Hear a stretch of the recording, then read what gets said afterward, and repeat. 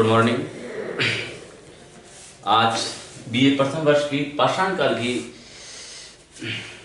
जो पाषाण काल है उस पाषाण काल का क्या स्थितियां रही, पाषाण काल में क्या जीवन इतिहास रहा लोगों का, उसके बारे में अध्ययन करते हैं। पाषाण काल जो है उस पाषाण काल में विशेष करके पाषाण का मतलब होता है पत्थर, यानी जो मनुष्य था उसका जो प्रारंभिक जीवन है वो पूरा इसी काल में नहीं थे, यानी प्रारंभिक जो मनुष्य है वो पाषाण काल से संबंधित है। तो पाषाण काल को भी मुख्य रूप से अलग अलग भागों में बांटा गया है। जिस प्रकार मनुष्य ने प्रारंभ से लेकर के वर्तमान स्थिति तक जो विकास किया है, उसके जो विकास के चरण रहे हैं, उसके हिसाब से पाषाण काल में भी प्रारंभिक पाषाण काल से लेकर के अगर अपन पढ़े नव पाषाण काल तक, तो अलग अलग कालखंड में अलग अलग मनुष्य ने उपलब्धियां हासिल की है। अलग अलग थोड़े से विकास के मामले में भी देखा जाए तो दिनों उत्तरोत्तर उन्होंने वृद्धि की है। अब पाषाण काल के समय मनुष्य की स्थिति क्या थी? अब मनुष्य को देखा जाए तो ये प्रारंभिक मनुष्य था।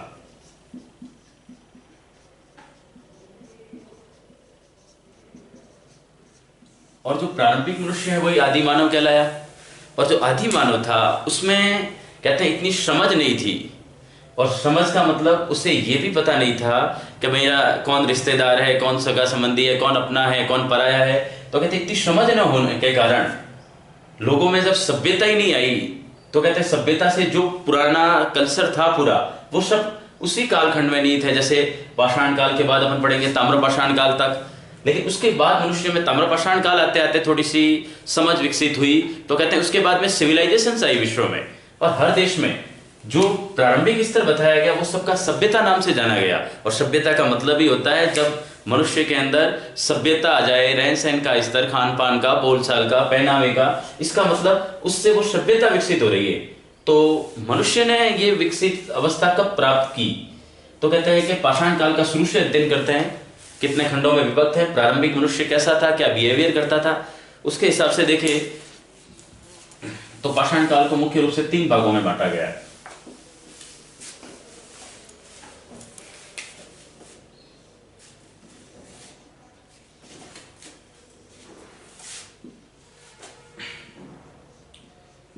पूरा पाषाण काल,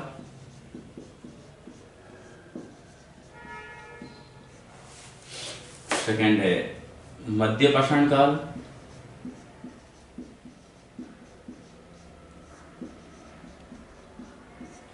और थर्ड है नव पाषाण काल।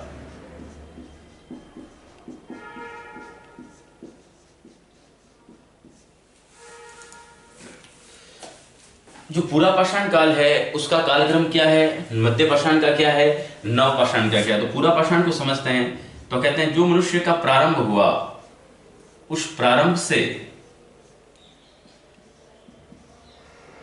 10,000 ईसा पूर्व तक का जो समय था वो सब पूरा पाषाण काल का कालखंड के अंतर्गत आता है। जो मध्य पाषाण काल है उसका जो समय है वो है 10,000 ईसा पूर्व से 5500 ईसा पूर्व तक।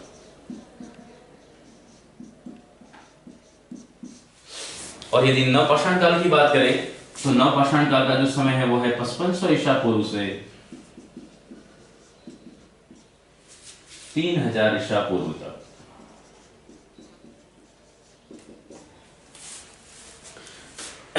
ये है मोटे मोटे रूप में उसके कालक्रम का विभाजन, यानी पूरा पाषाण काल में क्या है, मध्य पाषाण काल में क्या है और नव पाषाण काल में क्या है।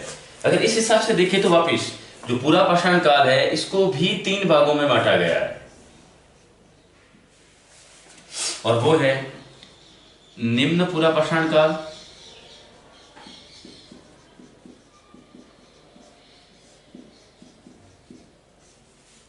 सेकंड है मध्य पूरा पाषाण काल,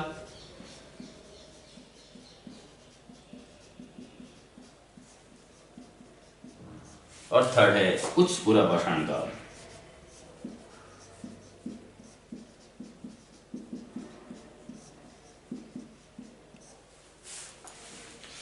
अगर इस नजरिए से देखें तो पाषाण काल के मुख्य रूप से 3 भाग हो गए, और 3 में भी जो पूरा पाषाण काल है यानी जो प्रारंभ से 10,000 ईसा पूर्व तक का था उसको भी मुख्य रूप से 3 भागों में बांटा है, जिसमें पहला है निम्न पूरा पाषाण काल, मध्य पूरा पाषाण काल और उच्च पूरा पाषाण काल।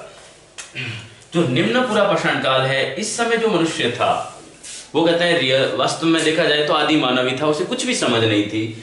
जंगल ही थे, कोई स्थायी इनके आवास तो थे नहीं, जानवरों की तरह ही बिहेवियर था उनका, अभी तक कोई ऐसी विकसित अवस्था आई नहीं। और कुछ मात्रा में तो यहाँ तक कहा जा सकता है कि ये मनुष्य की स्थिति में भी था या नहीं था। तो कहते हैं ये प्रारंभिक मनुष्य के जो लक्षण प्रतीत होते हैं वो थे निम्न पूरा पाषाण काल में। जंगल में रहना, जंगली उत्पादों पर निर्भर करना, अपने पराये की समझ नहीं थी, भोजन के लिए किसी को भी मार के खा जाना। लेकिन अपन देखिए अगर पाषाण काल की संस्कृति को पूरे मोटे रूप में, पूरा पाषाण काल को, तो एक चीज हमेशा याद रखना, पूरा पाषाण काल चूंकि पत्थर के काल से पड़ा है, मनुष्य के हाथ में पहले कोई धातुएं नहीं आई थी, और जब धातु का कोई काल ही नहीं था तब सिर्फ पत्थर का प्रयोग कर रहा था। शिकार के लिए भी पत्थरों के प्रयोग किए जा रहे थे, और इस समय जो पत्थर प्रयोग किए गए थे, ध्यान रखना, मनुष्य ने बनाए नहीं थे।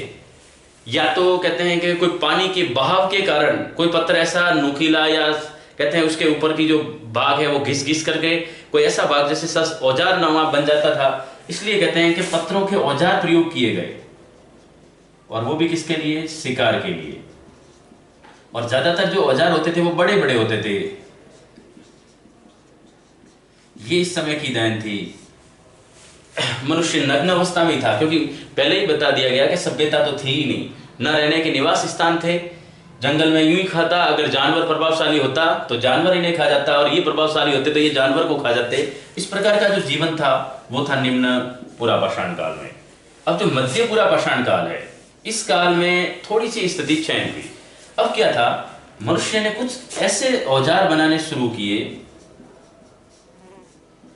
जिसके कुछ न कुछ भाग निकले हुए थे, यानी कोई सपाट या एक जैसा नहीं था, उसके कुछ भाग थे, नुकीले भाग निकले हुए। तो कहते हैं उनके फलक निकले थे, और फलक निकलने के कारण इसे फलकनुमा संस्कृति भी कहा जाता है, या फलक संस्कृति। यानी कि जो मध्य पूरा पाषाण काल है इसको फलक संस्कृति भी कहा जाता है। जबकि इससे जो पहले का काल था निम्न पूरा पाषाण काल, इसे सोहन संस्कृति के नाम से जाना जाता है। और सोहन संस्कृति का मतलब ये सोहन घाटी में इसके प्रारंभिक अवशेष हमें प्राप्त हुए हैं, जबकि फलक संस्कृति ये थी, इसके जो प्रारंभिक अवशेष है ये हमें बैलून घाटी से मिले, और बैलून घाटी यूपी में थी। इसका मतलब इसके जो अवशेष मिले वो बैलून घाटी से मिले। फिर आया उच्च पूरा पाषाण काल। अगर उच्च पूरा पाषाण काल को देखें तो उच्च पूरा पाषाण काल आते आते जो औजार बनाने के तरीके थे वो और नए डेवलप हुए।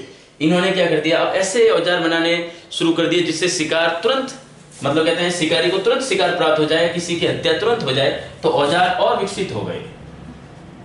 लेकिन एक चीज ध्यान रखना, औजार अभी भी पत्थर के ही थे, औजार विकसित अवस्था में आ गए। और इसका अगर उदाहरण देखने जाए अपन, तो उदाहरण आएगा भीमबेटका, एमपी में है।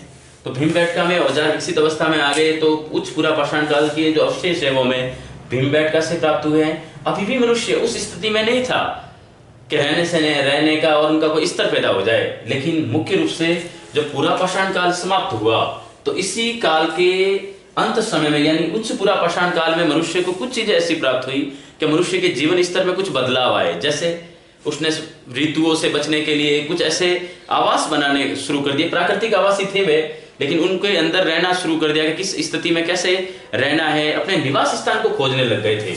और मध्य पाषाण काल आते आते बहुत विकसित अवस्था आ गई। अब क्या था, उनका निवास स्थल बन गया। यानी मानव दिन ब दिन अपने विकास में उत्तरोत्तर वृद्धि कर रहा है, अब निवास स्थल है। दूसरा एक चीज याद रखना, अब वो पशु को पालने लगा, यानी पशुपालन शुरू हुआ है, तो वो इसी समय हुआ है जब मध्य पाषाण काल आए। इस समय तक भारत में बहुत सारे जो स्थान थे वो विकसित हो गए थे। भीमबेटका है, ये बैलून वाला है, इसके अलावा सोन, एक ये सोहन था, एक सोन नदी घाटी भी थी।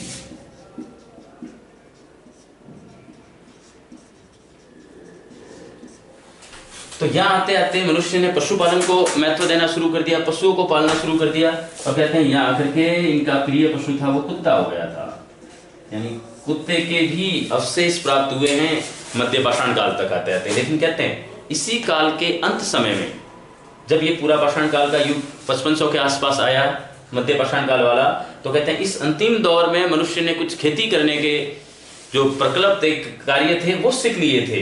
तो कहते हैं इसकी स्थिति से आगे बढ़ते हैं तो फिर आता है हमारे पास नव पाषाण काल, और नव पाषाण काल आते आते पशुपालन उन्नत स्तर पर आ गया।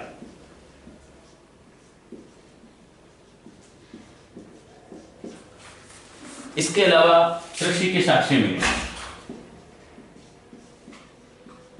यानी खेती करने के साक्ष्य, अब कृषि हो रही थी, और कहते हैं कि इसके सर्वप्रथम जो साक्ष्य उपलब्ध हुए वो हुए मेहरगढ़ से, यानी चावल की खेती के अवशेष भी मेहरगढ़ से मिले हैं। तो कहते हैं कि मध्य पाषाण से नव पाषाण तक आते आते मनुष्य ने और विकसित अवस्था प्राप्त कर ली। लेकिन कहते हैं अगर मध्य पाषाण की बात करें तो इस काल में आते आते मनुष्य ने अग्नि और चाक का प्रयोग शुरू कर दिया था।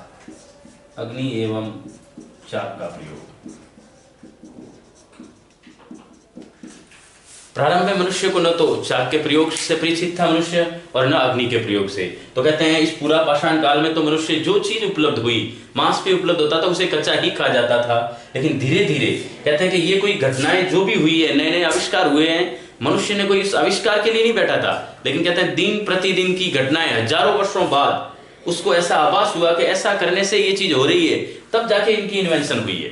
अब मनुष्य में क्या था कि जिस समय जंगलों में रहता था उस समय ज्यादातर घासें भी ऐसी होती थी, डाक पलाश वगैरह, तो उस समय कहते हैं पत्थर से पत्थर, क्योंकि उनका प्रयोग पत्थर से कर रहा है, तो पत्थर से पत्थर रगड़ने से चिंगारियां उत्पन्न होती थी और यकायक आग लग जाती थी। लेकिन उसे नॉलेज नहीं था कि ये आग लगी कैसे है। आज की स्थिति में देखें तो विचित्र स्थिति हो जाती है कि ये नई चीज आई कैसे। लेकिन जैसे ही पत्थर से पत्थर टकराए, चिंगारी निकली, तो हजारों वर्षों बाद उसे आभास हुआ कि जब जब हम पत्थर टकरा रहे हैं तब चिंगारी निकल रही है, इसका मतलब अग्नि का आविष्कार तब जाकर के हुआ है। प्रारंभ में उसे कुछ नॉलेज नहीं था कि ये अग्नि ऐसे पैदा हो रही है। अब चाक के प्रयोग से क्या हुआ, पहिए का आविष्कार हुआ, और जब पहिए का आविष्कार होगा तो परिवहन आसानी से हो जाएगा। क्योंकि देखो इसकी भी शुरुआत एक प्रकार से देखा जाए तो पत्थरों से ही हुई है। जब पत्थर ही प्रयोग में ले रहा है इंसान, तब देखो होता क्या है कि जैसे ही वो पत्थर प्रयोग में ले रहा है तो भारी पत्थर को उठाने के लिए, इधर उधर करने के लिए बहुत लोगों की जरूरत होती थी। लेकिन कभी कभी हो सकता है उनके दिमाग में कोई गोल पत्थर आ गया हो जिसको धक्का मारा हो और गोल पत्थर आगे खिसकने लग गया हो, तो कहते हैं ये प्रयोग तो उसने कई वर्षों तक किए।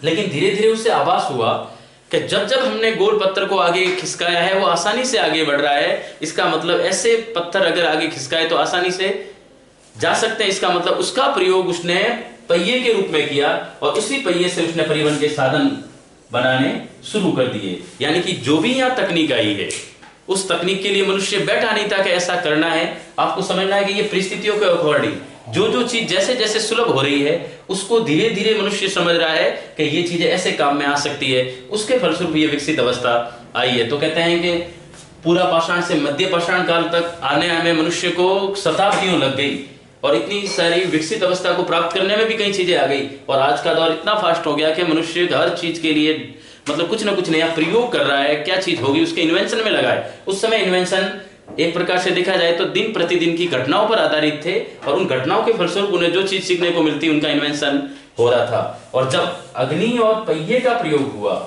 तो कहते हैं ये इस समय के क्रांतिकारी आविष्कार थे और इन क्रांतिकारी घटनाओं के कारण मनुष्य का जो जीवन था, वो प्रारंभिक जो जीवन था, उस प्रारंभिक जीवन में आमूलचूल परिवर्तन आ गए और मनुष्य नव पाषाण काल तक आ गया। तो ये था पाषाण काल।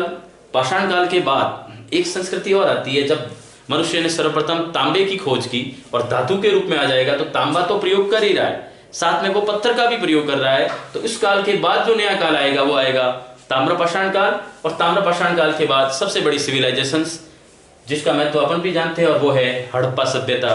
तो उसके बाद हड़प्पा सभ्यता का अध्ययन करेंगे। आज की क्लास में इतना ही, धन्यवाद।